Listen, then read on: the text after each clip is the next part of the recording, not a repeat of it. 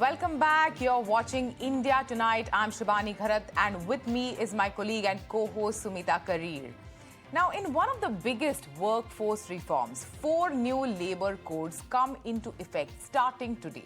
New labor codes introduce reforms benefiting gig and platform workers, MSME and women employees. Sameer Dixit joins in with details. Sameer, tell us more. How is it going to impact the life of workers and gig employees?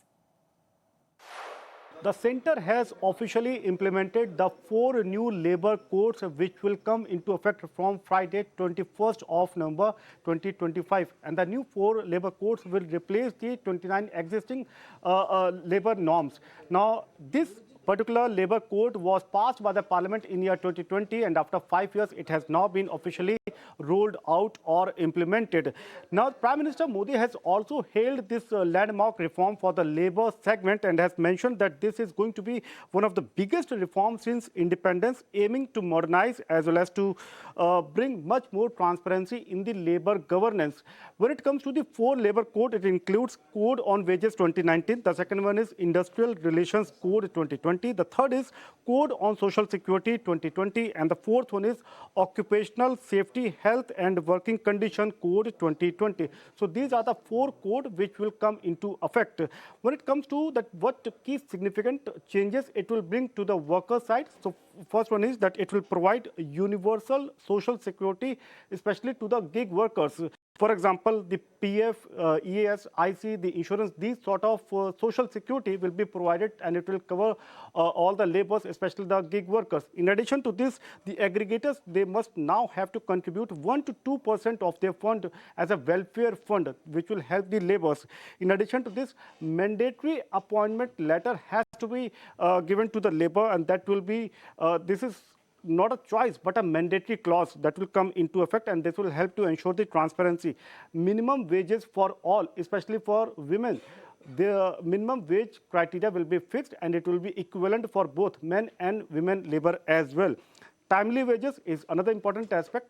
So wages, the dispersal has to be done timely, and it will be equal for all the segment. Health benefits, for example, free annual health checkup, which is going to be mandatory for the workers above the age of 40. So that sort of social security and the health benefit, it is being aimed to provide workers. Now, for the employers or for the industry side, they have to reduce the compliance for the workers. They have to be more transparent. Whatever the norms are being included, it has to be conveyed to them and apprised to the government as well. The dispute resolution mechanism has to be made more robust, and it should be much more transparent as well. Fixed term employees are now entitled to the same benefits as a permanent staff. Whatever benefit it is being given to the permanent staff, the same has to be given to the fixed term employees as well. Now, this particular labor reform is aimed to bring much more benefit to the gig economy, to the gig workers, also to the MSME sector and to the contractual labor. And government understands that this will be hailed as one of the biggest reforms since independence and will help to boost the country's economy as well. All right, thank you very much, Sameer, for putting the story into perspective. Definitely, these new labor codes, they have come into effect starting today, but what kind of a difference will they really make to the life of workers, skilled workers, and of course, the gig economy? That remains to be seen. And in fact, to decode that and more, we're now joined by Puneet Gupta. He's a partner at People Advisory Services Tax Department at Ernst & Young. Thank you very much, Mr. Gupta, for taking the time out and speaking to us here on ET Now. Let me ask and let me get your perspective on these new labor codes. How will gig and platform workers practically benefit from, these new social security provisions, given the fact that we've seen a lot of news stories, a lot of, not very good developments happen when it comes to the safety and security of gig workers? Good evening, Smita. So first, for gig workers, as you know, under the current law, they're not covered under PF, PSI, or any other social security scheme in India because they're not considered as regular employees of the aggregators. What the government have done now as part of labor codes is allowed central government to create what will be called a social security scheme for gig workers, and all gig workers will get specific benefits like insurance and pension under that social security scheme. But that social security scheme is still to be implemented. The enabling provisions have now been enforced through the implementation of labor codes. And I think like one of your colleagues was explaining earlier, aggregators, some of these aggregators will now be required to make social security contributions under that fund, which will be then used to provide various benefits to these gig workers.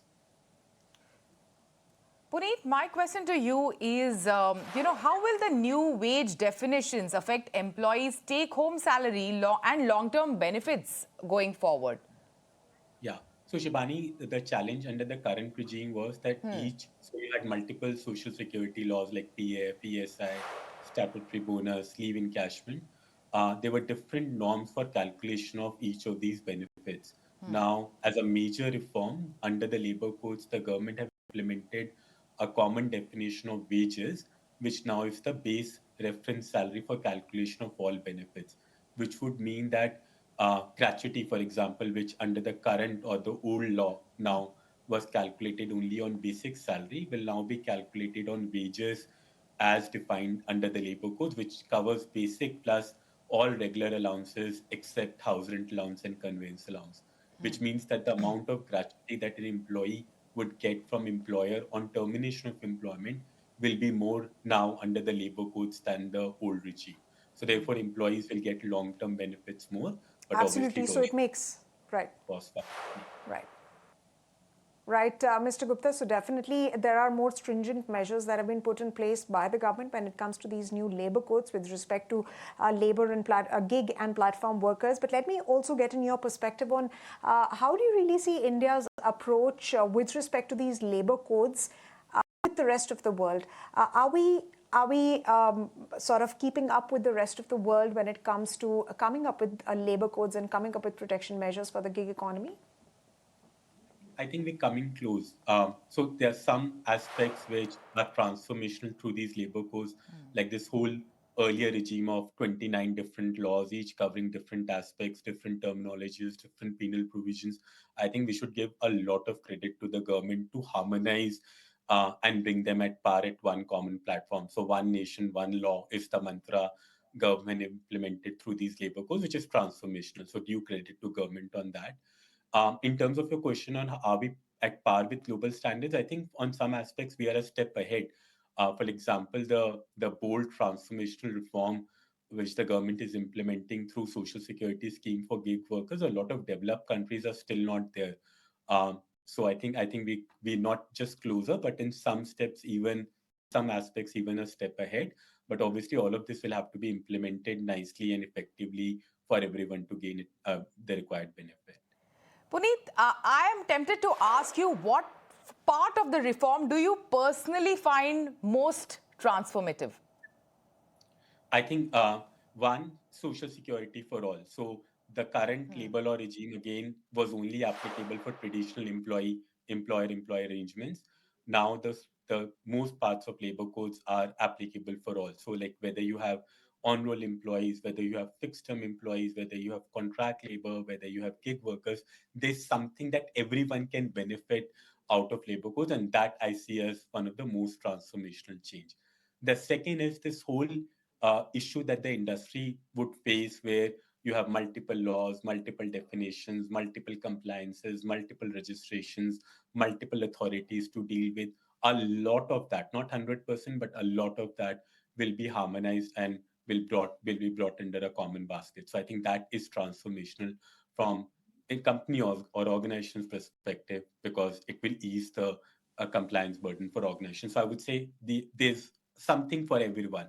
There's something for employees because now they all get social security. There's a lot of benefit for companies because their compliance burden goes significantly down under the labor codes.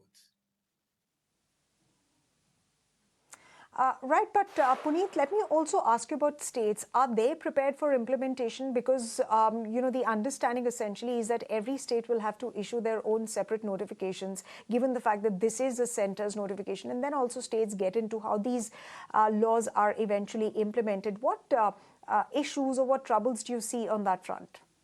Yeah, so good point. So the labor codes are central laws are implemented at central level, but at multiple places in these labor codes there are rules that have to be drafted by the appropriate government. And for most manufacturing service companies, the appropriate government is the state government. So the state governments have a role to play in terms of drafting those operational rules through which the labor codes will be implemented. And as of now, we don't have the rules.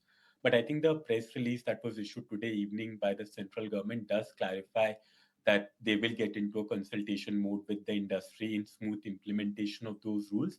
Until the time those rules are notified, the current set of rules will prevail. So there is work required in that front.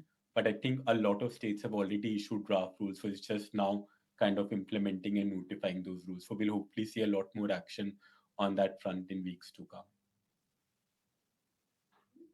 Uh, and finally, like before we wrap this conversation, I want to understand how should companies prepare their internal HR policies in the light of all of these regulatory changes, Puneet?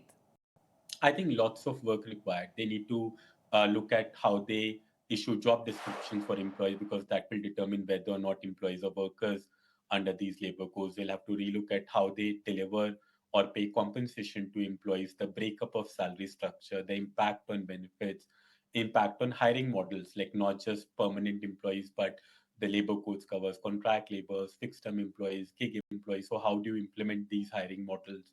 Multiple impacts on HR policies and processes like your working hours, overtime, leave, employee relations aspects, misconduct, disciplinary procedures. So there's lots and lots of work that companies need to implement to ensure 100% compliance with labor codes, and they need to do it pretty fast because the labor codes to that extent are already implemented effective today. So lots of work for companies to do.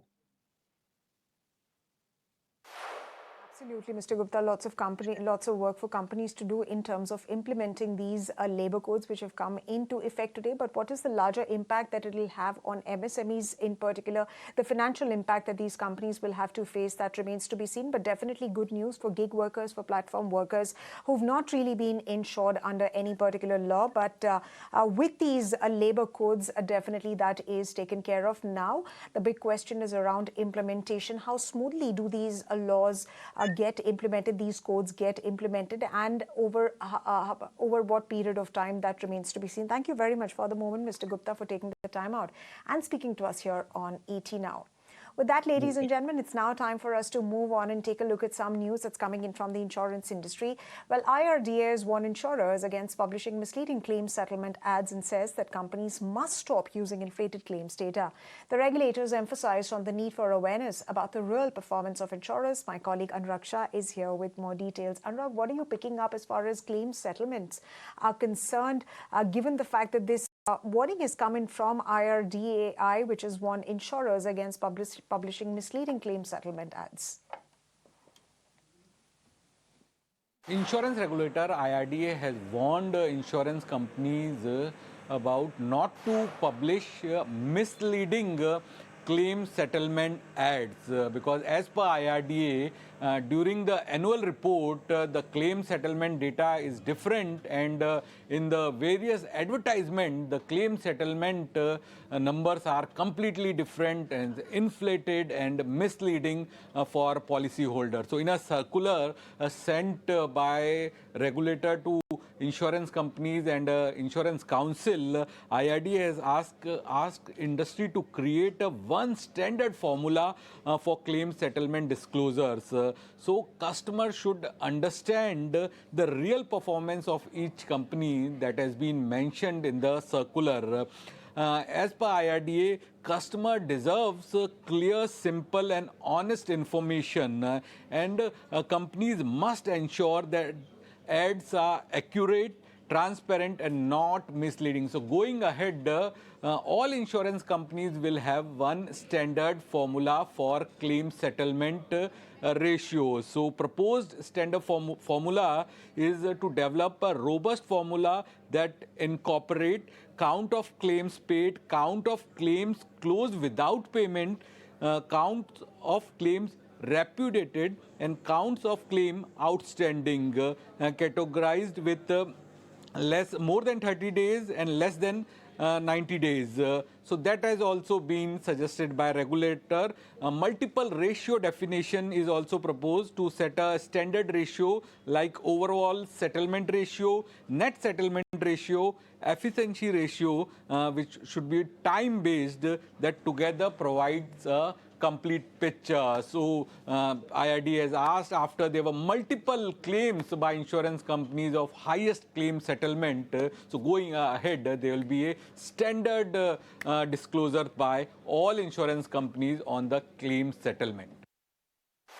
Well, that's a positive step. In fact, a regulator stepping in rather than just a slap on the wrist by a self-regulatory body. Thank you so much for that piece of information. Now, moving on, RBI issued a statement on UPI, India's popular mobile payment system. Now, UPI will now be interlinked with European real-time instant payment system, which is TIPS, which is Target Instant Payment Settlement.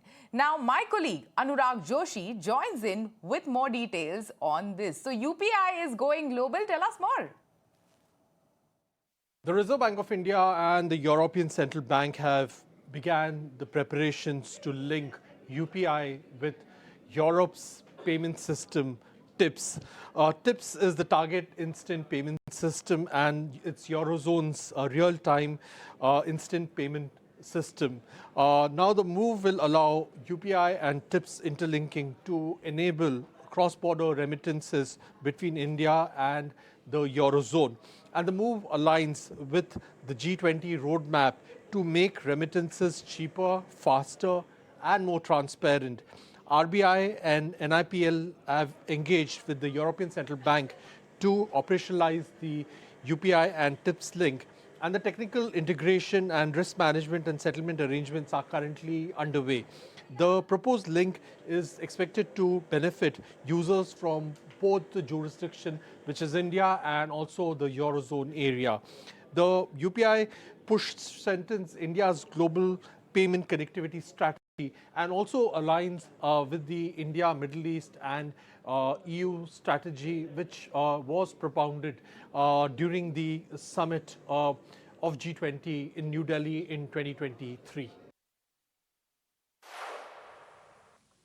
All right. Thank you very much, Anurag. Definitely, the interlinking of UPI with other global financial systems is something to be definitely proud of, given the fact that many countries have actually shown interest in adopting India's UPI or linking with India's UPI.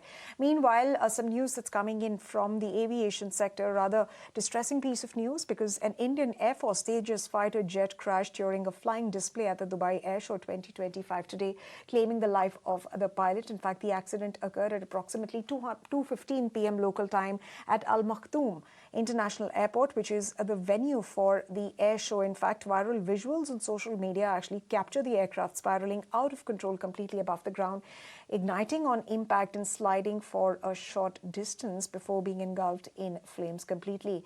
In fact, the Indian Air Force has said in a statement, and I quote, the pilot sustained fatal injuries in the accident, and the Indian Air Force has also announced the constitution of a court of inquiry to ascertain the cause of the accident. My colleague and Times Network, Srinjoy Chaudhary, is getting us more updates. Srinjoy, what is the latest that we're picking up as far as the Indian Air Force's response is concerned? They have issued a statement wherein they've mentioned that the pilot has sustained fatal injuries in the accident, but what more could be announced from the Indian Air Force as far as this, very distressing news is concerned, the Tejas jet crash is concerned? A very worrying crash for the Indian Air Force, a Tejas fighter, indigenous fighter, designed and developed in India, manufactured by Hindustan Aeronautics, crashing at the Dubai Air Show. The pilot is also dead. It ended in a fireball just after it took off, which is very worrying. Now, of course, an investigation is necessary. Now, HAL, the Air Force, everyone else will have to get together, work out what led to this crash. That's really the most important thing, and to ensure that such crashes do not happen again. It's particularly important to now see how the other Tejases, since about 200 of them have been ordered by the Indian Air Force, work out, because the Tejases currently with the Air Force will have to stand down for a bit. Then, of course, every other decision will be taken, because first there has to be an inquiry, then the inquiry will reveal what caused this crash, and a terrifying one at that, and then, of course, everything else follows. But it's a very tragic moment, death of a pilot, naturally an experienced pilot, and of course, the loss of an aircraft at the Dubai Air Show. It's indeed a very distressing piece of news. Pilot died in the crash, and we'll look forward to the inquiry by the Indian Air Force on this matter. But it's really disturbing piece of news. Moving on, Adani Group is collaborating with Centre's Indian Knowledge System Division and is hosting global Indology conclave. Talking at the event, in fact, Adani Group Chairman Gautam Adani urged for revival of Indian Vedic knowledge. Listen in to this. It is a declarations that Bharat will not allow her culture to be fractured, diluted, or divided ever again.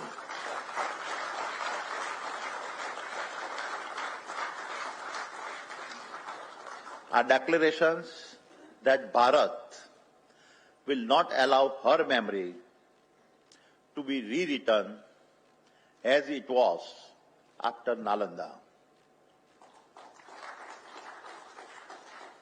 Are declarations that Bharat will not allow her educations to be diluted as it was under the British chain. Well, that's an important statement that has been made by the Adani Group Chairman Gautam Adani, who's urged for the revival of Indian Vedic knowledge. We'll have to see how that story plays out. But for the moment, ladies and gentlemen, it's time's up completely on India Tonight. Thanks for watching.